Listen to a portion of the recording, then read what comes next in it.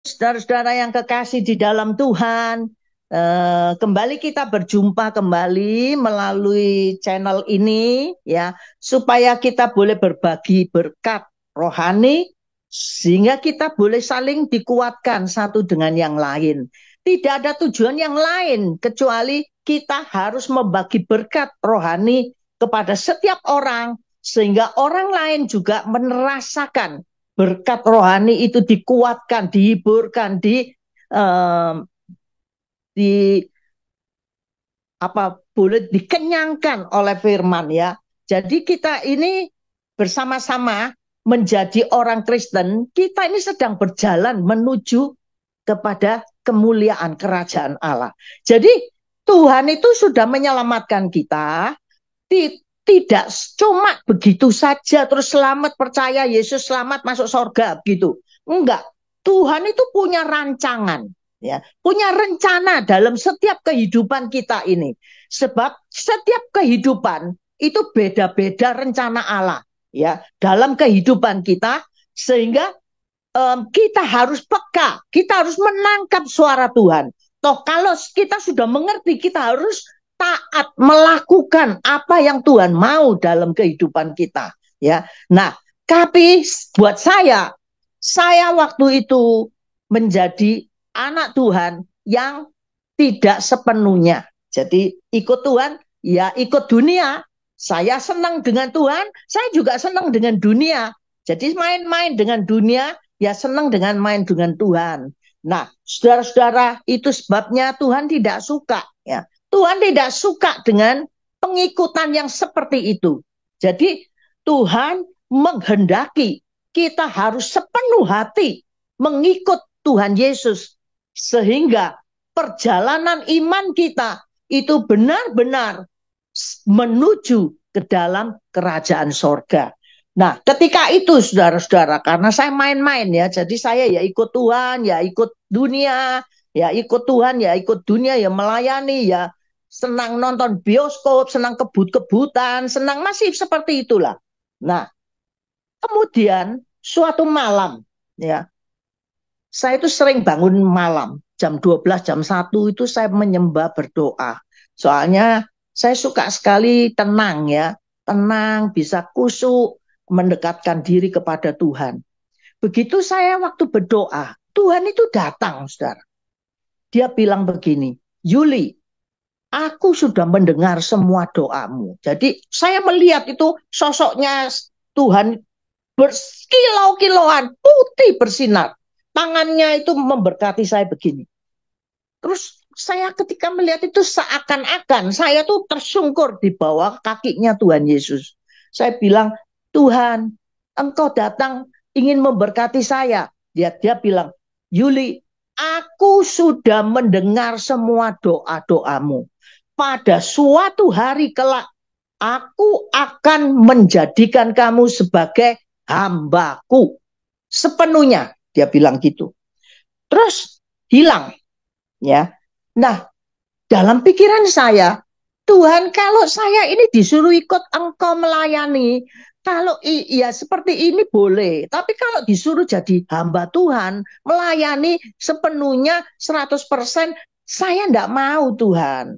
Karena apa? Saya masih senang dunia, ya. Saya masih senang kesukaan-kesukaan uang, ya, kehiburan dunia, saya senang dansa-dansi, saya senang kebut-kebutan dengan teman-teman, nonton, satu hari bisa nonton beberapa kali, saudara. Nah, saya pikir asalkan saya itu mengikut Tuhan, sudah cukup. Padahal tidak cukup, saudara. Ya, nah itu pertama Tuhan mengingatkan saya. Karena saya tidak menghiraukan, datanglah yang kedua. Tuhan mengingatkan saya kembali. Ketika itu kakak saya ada di ruangan tamu bersama dengan saya. Kemudian dia main senapan burung itu loh yang buat berburu binatang. Tapi itu ada anginnya, senapan angin, tidak diisi peluru. Dia tembakkan ke arah mana-mana. Cuman suaranya saja. Dia itu ingin menakut-nakuti saya. Saya melihat dia menembakkan itu ke arah mana-mana, bahkan pembantu saya ditembak. Tapi tidak ada pelurunya, saudara. Cuman suaranya aja. Dor, dor gitu. Nah, waktu itu dia mau membidik anjing saya. Saya punya anjing kecil keke itu. Paling saya sayangi. Saya melihat itu langsung anjing ini saya gendong. Saya bawa mau masuk kamar. Begitu saya masuk kamar. Ini apa? Bidikan ini ditembakkan ke arah saya. Kenalah saya ini. Ya, untungnya itu loh, Tuhan masih berkemurahan kepada saya. Nggak kena ke badan saya, ke jantung saya, atau kemana. Kena ke tangan saya yang ini nih. Ini masih ada bekas jahitan ini. Ya, di sini tempat nadi yang terbesar di sini loh. Wah, saya pegang ini, saya pegang begini, aduh, saya bilang gitu. Kakak saya ketawa. Jangan pura-pura kamu, wong itu enggak ada pelurunya. Pura-pura apa? Saya bilang, saya buka itu dua arah itu muncrat ke tembok-tembok, ke lantai, kemana-mana. Kakak saya panik. Akhirnya bawa ke UGD. Akhirnya saya dijahit. Pada waktu itu, Tuhan mengingatkan saya kedua kali. Juli, kamu mau menyerah atau tidak? Ya, engkau harus menurut aku menjadi hambaku. Saya bilang Tuhan, saya ini tidak tertarik menjadi hamba Tuhan itu. Saya bilang, saya melayani boleh, bantu-bantu. Saya rajin sekolah minggu boleh, guru sekolah minggu. Saya pelatih choir. Saya bisa ngelatih choir, saudara. Saya anggota choir. Saya pokoknya tim doa, tim segala ikut. Tapi tidak mau sepenuh hati. Nah, itulah, saudara-saudara. Jadi hati ini terbagi dua. Tuhan ya, dunia ya. Tuhan ya, dunia ya. Gitu. Nah, kemudian saudara-saudara, Tuhan itu masih berkemurahan loh. Dia itu tetap mengejar saya. Dia bilang, waktu itu saya berdoa. Saya kan punya kebiasaan kalau saya berdoa itu tengah malam. Saya tengah malam jam 12, jam 1 bangun saya berdoa 1 jam sampai jam 2 menyembah Tuhan karena sepi gitu ya. Nah ketika itu saya mendapat penglihatan. Penglihatan apa? Saya melihat sepertinya mata saya itu dibuka. Saya itu ada diapit oleh kedua gunung kanan kiri. Gunung itu besar sekali.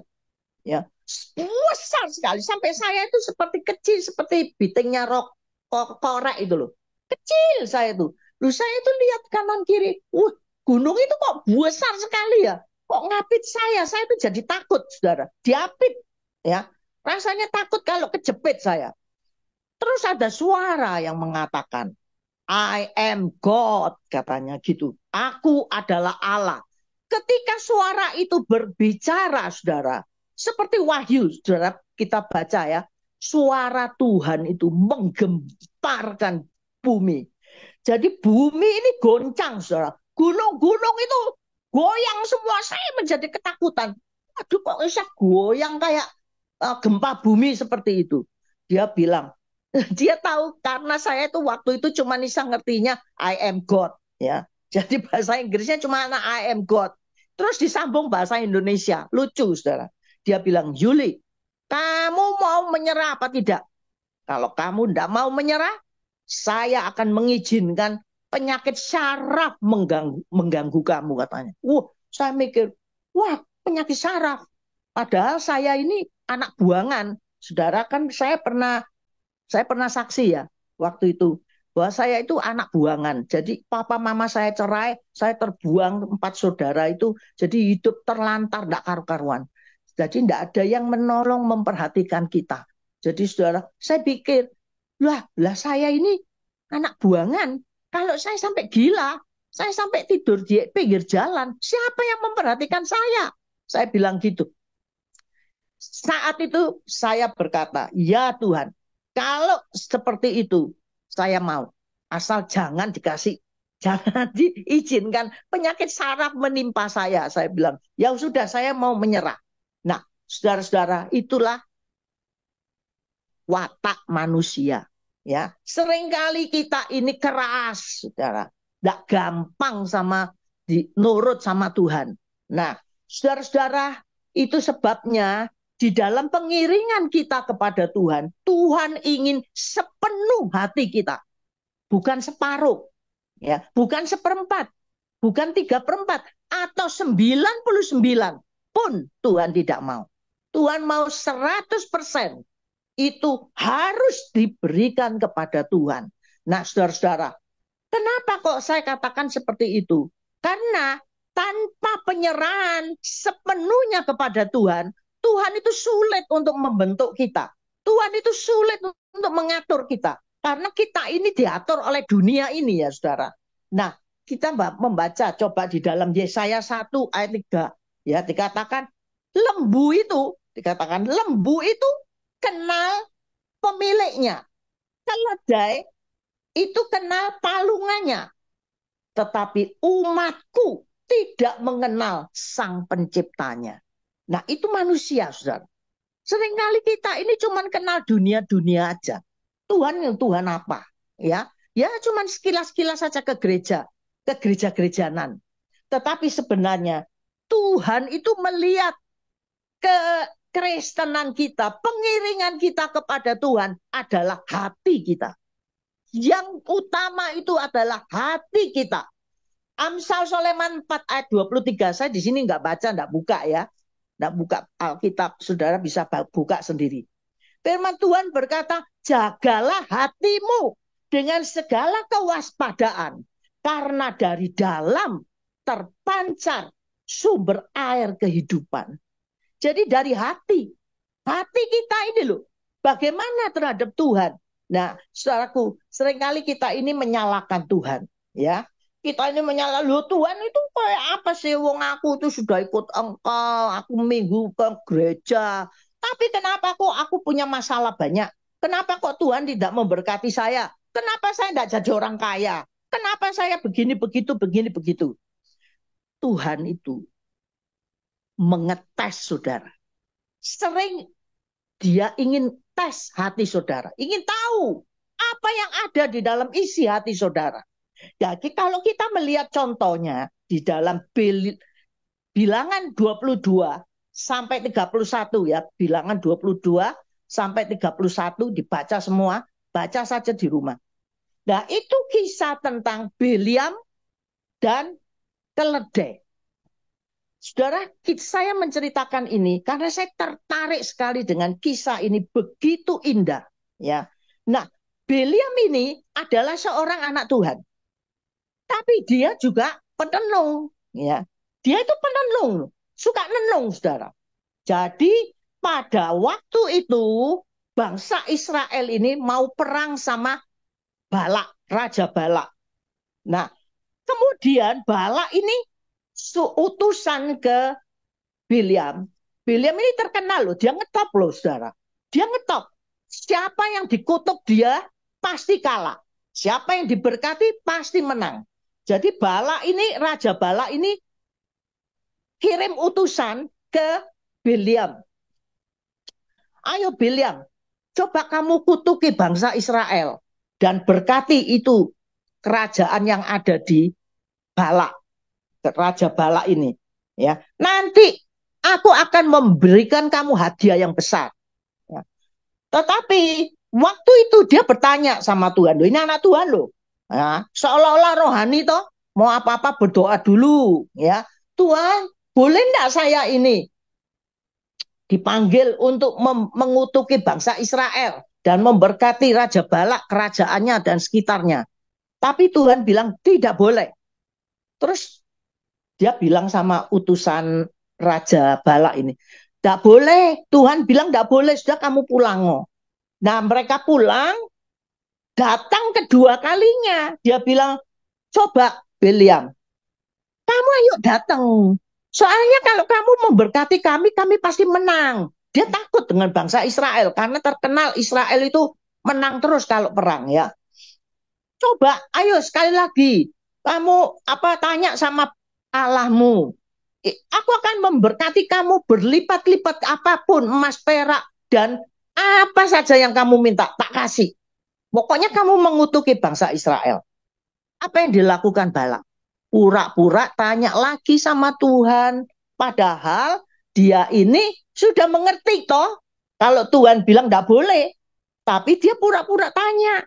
Tuhan, boleh enggak ya saya ini mengutuki bangsa Israel dan membela maaf, membela Balak.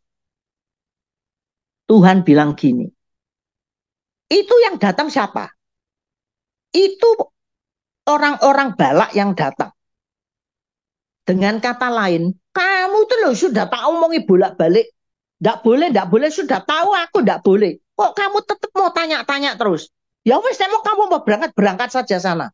Akhirnya Balak, Biliam ini pergi ke kerajaan apa Balak ini, ke tempat Raja Balak. Dia naik keledainya. Tapi ayat firman Tuhan berkata, Tuhan marah. Seringkali kita ini membuat Tuhan itu marah. Kenapa? Karena kita sudah tahu tidak boleh, kok bolak-balik nanya, pura-pura sok rohani. Dia berangkat naik keledai, ya. Keledainya ini ketika dia naik 3 kali, saudara, mengalami hal-hal yang tidak menyenangkan. Yang pertama, keledai ini jalan kayak ketakutan seperti itu ya. Kepalanya tuh dijorokkan ke sawah-sawah. Nah, Biliam ini marah. Dia bilang, kamu ini ya jalan nggak mau menengah. Kok pergi ke sawah, saya dicemplung ke dalam sawah.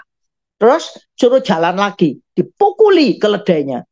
Kedua, keledai ini lagi dia itu mepet gitu ya, mepetkan kakinya, dia kan naik gitu, kakinya itu dipepet ke dinding jalanan itu, sehingga kakinya si Biliam ini sakit. Dia marah sama keledai, dipukul lagi. Dan yang ketiga, dia waktu berjalan dia enak-enak berjalan, tahu-tahu nyongsop gitu, kepalanya ditaruh di bawah, ya dia tidak mau jalan, dipukul-pukul setengah mati keledainya ini. Akhirnya keledai itu berkata, Tuhan, kenapa Tuhan pukul saya? Ya, karena kamu mempermainkan saya. Keledai itu tanya, pernahkah saya melakukan hal ini selama saya menjadi milik Tuhan? Dia tidak. Ya, karena itu, kenapa engkau pukul-pukul saya? Ketika dia mengatakan seperti itu, Tuhan buka matanya Biliam. Dan dia melihat malaikat Tuhan itu berdiri di depan itu membawa pedang. Ya, ingin dibinasakan. Ya, ingin dicegat jalannya itu. Nah, kemudian, saudara-saudara, barulah sadar bahwa jalan ini Tuhan tidak suka. Dia tahu jalan ini tidak suka.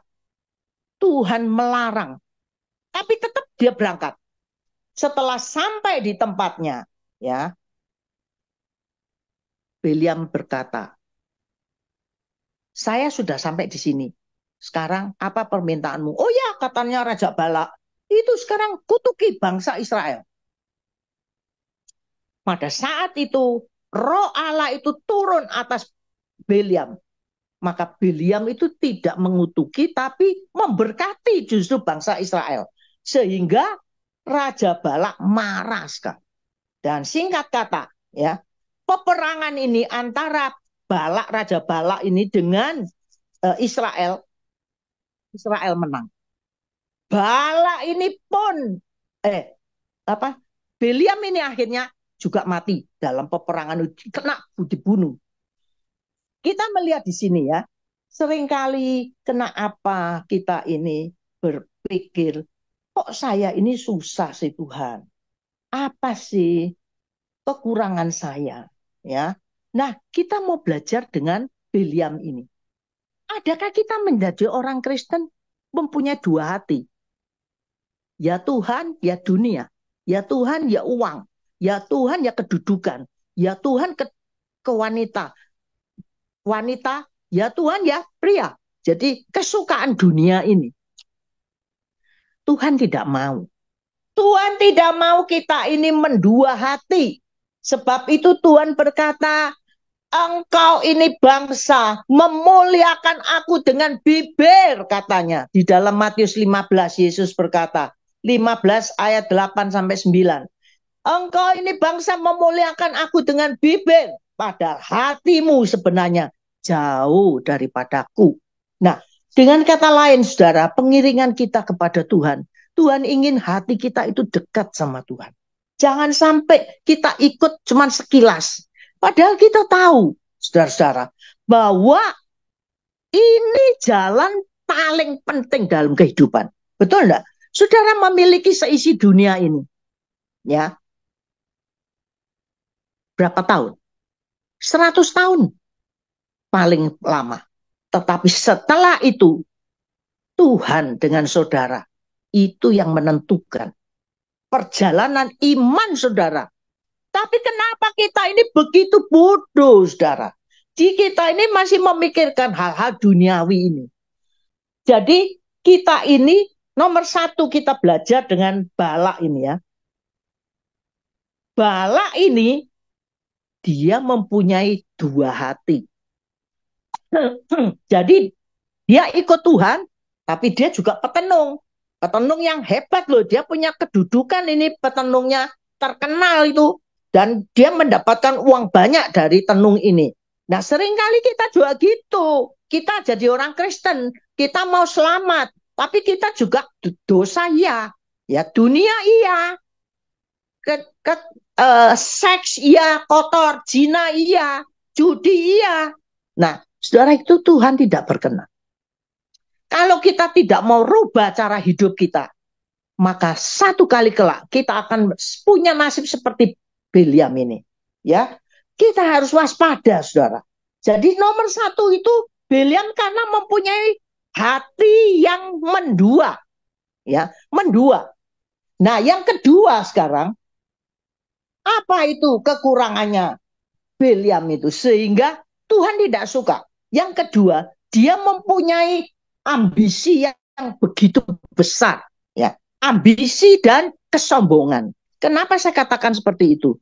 Karena dia mempunyai ambisi, kalau aku bisa menyenangkan Balak, aku dapat uang banyak dan aku punya kedudukan, aku dikasih apa saja, ya. Dan dia pikir, loh kalau sampai aku tidak bisa nolong Balak, nama saya tercemar. Saya akan ngetop. Masa saya tidak bisa nolong? Ya, nah itu kesombongan, keangkuhan, ambisi. Itulah yang membuat kita itu gagal dalam panggilan kita kepada Tuhan. Saudara-saudara, bukannya Tuhan itu tidak senang dengan ambisi. Ambisi itu ada baiknya. Tapi harus hati-hati, saudara. Ambisi kalau tidak dikuasai, maka ambisi itu akan menjerumuskan kita kepada kebinasaan. Ya, kesombongan itu Tuhan paling benci. Ya, dia tidak suka kesombongan. Orang yang congkak itu adalah musuhnya Allah. Firman Tuhan katakan itu. Jadi kita melihat di sini dua sifat daripada Bileam ini. Tuhan tidak suka. Itu sebabnya perjalanan iman daripada Bileam ini tidak sampai menuju kepada kekekalan. Ya, jadi dia binasa mati dalam peperangan itu. Kenapa Tuhan tidak melindungi? Nah, kita sering, kenapa Tuhan kok begini? Kenapa Tuhan begini? Lah, kita sendiri tidak mau sehati dengan Tuhan. Ya, satu hati saja. Jangan separuh-separuh. Jangan sebagian-sebagian. Sepenuhnya kepada Tuhan. Nah, kita ini sebetulnya, saudara, di dalam kita ini ya ada perjanjian antara Bapak Abraham, Ishak dan Yakub.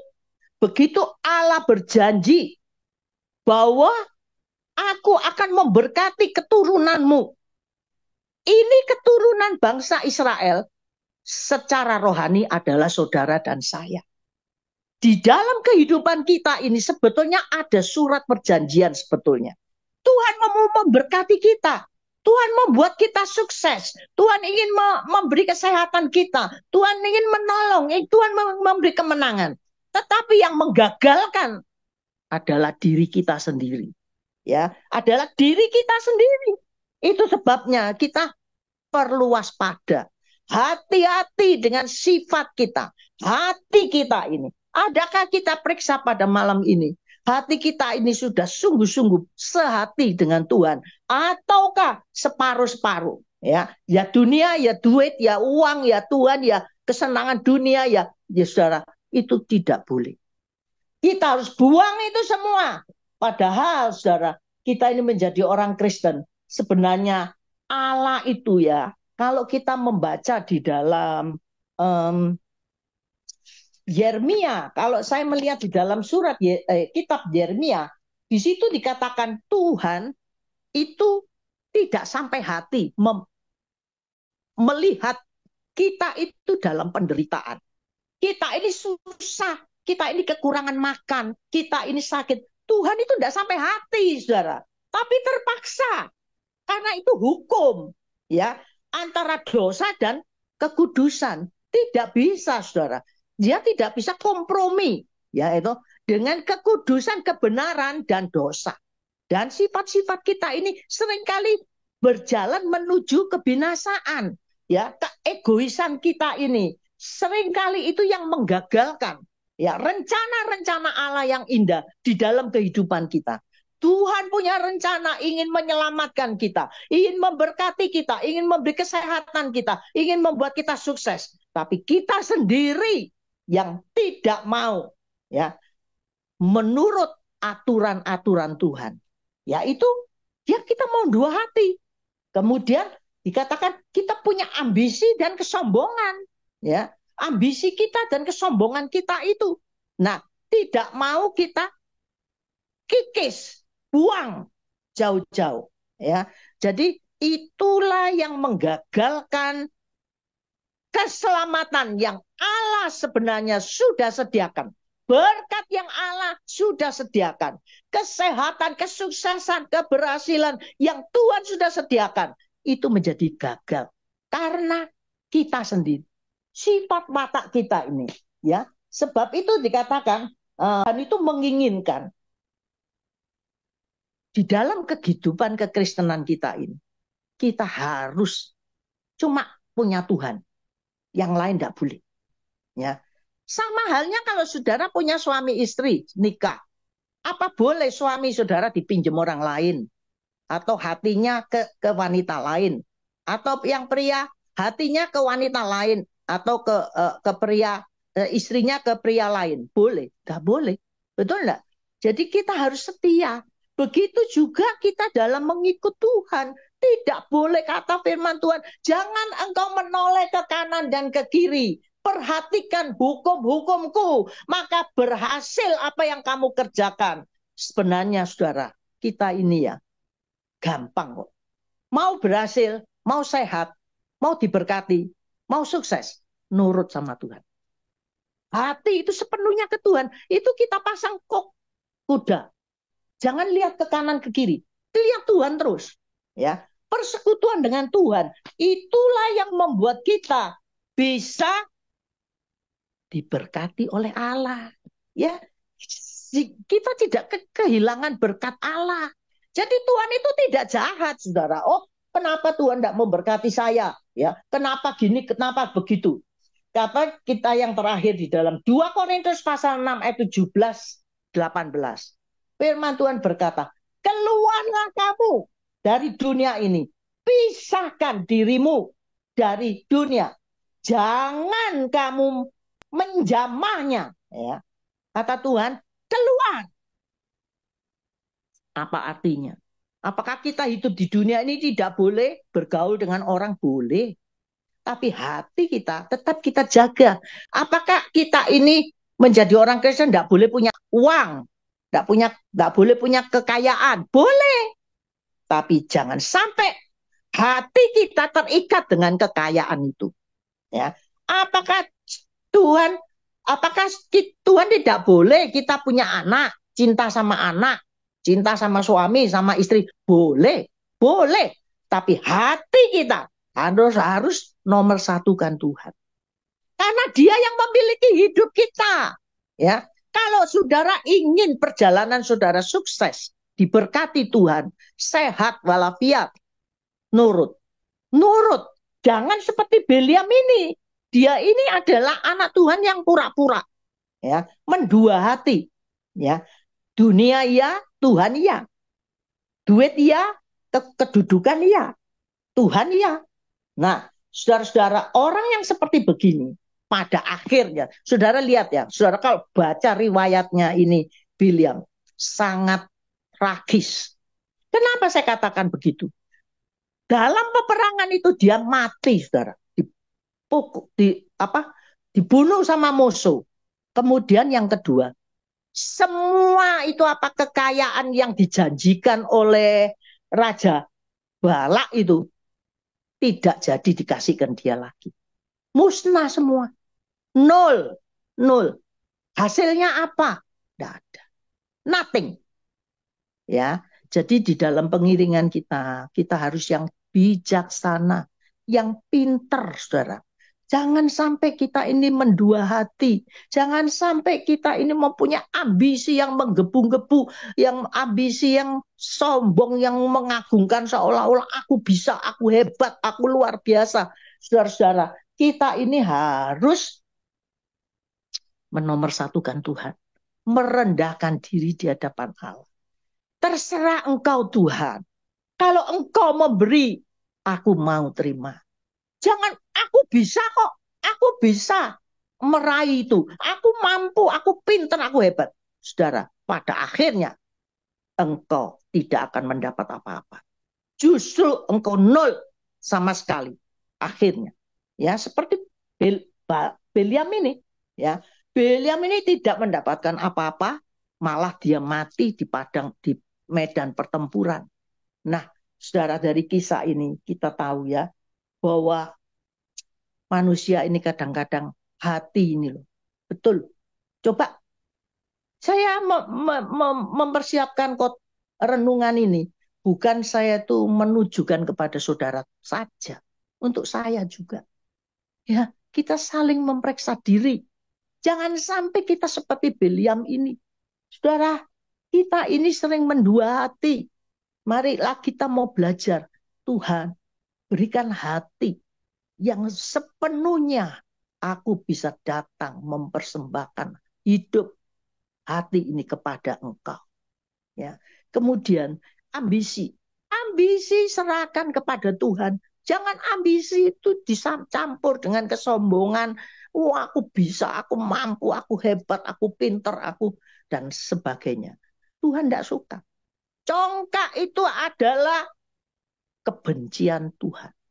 Ya, jadi kita mari belajar pada malam hari ini, biar kita mau belajar apa yang firman Tuhan katakan kepada kita, maka kita lakukan. Pasti Tuhan memberkati kita semua. Jangan sampai seperti Biliam ini ya. Nah, kita malam hari ini saya ingin mengajak saudara berdoa saja. Ya, siapa yang mau didoakan, saudara tutup mata saudara, saudara berkata dan mengaku minta ampun sama Tuhan, supaya Tuhan menolong kita, membersihkan hati kita, menyatukan hati kita, jangan sampai terbagi hati kita ini. Bapa yang penuh kasih, pada malam hari ini kami datang menghampiri Engkau Tuhan. Kami membawa anak-anak-Mu yang lain ke dalam tangan-Mu. Oh Tuhan, kami merasa ngeri Tuhan melihat kisah daripada Biliam ini. Jangan sampai kami seperti itu Tuhan. Tolonglah supaya hati kami tidak mendua. Kami boleh memberikan hati sepenuhnya kepada Tuhan. Karena dunia beserta isinya ini sia-sia dan fata morgana adanya. Pada akhirnya binasaan. Itulah yang menanti kami Tuhan. Tolonglah hati kami, kecongkaan kami, kesombongan, dan ambisi kami yang menggebu-gebu yang tidak menurut Tuhan. Seolah-olah memakai kekuatan kami sendiri. Merasa kami hebat. Siapakah diri kami ini? Kami adalah tanah liat yang tidak ada artinya. Yang lemah, yang tidak bisa berbuat apa-apa. Tuhan ajari kami menyerah sepenuhnya ke dalam tangan-Mu. Ampuni Tuhan segala kekurangan kami. Biarlah Tuhan Engkau ajar kami. supaya perjalanan iman kami itu boleh berkenan di hadapan Tuhan sampai menuju kepada kekekalan, di mana rumah kita yang sesungguhnya, yaitu sorga yang mulia. Terima kasih Tuhan, ampuni kami sekali lagi, ampuni dan tuntun kami semua yang mendengar berita ini Tuhan, supaya Tuhan Engkau bekerja, Engkau membentuk kami, supaya kami boleh menjadi sesuai dengan apa yang Engkau mau ya Tuhan. Terima kasih Tuhan. Dalam nama Tuhan Yesus kami berdoa. Haleluya. Amin.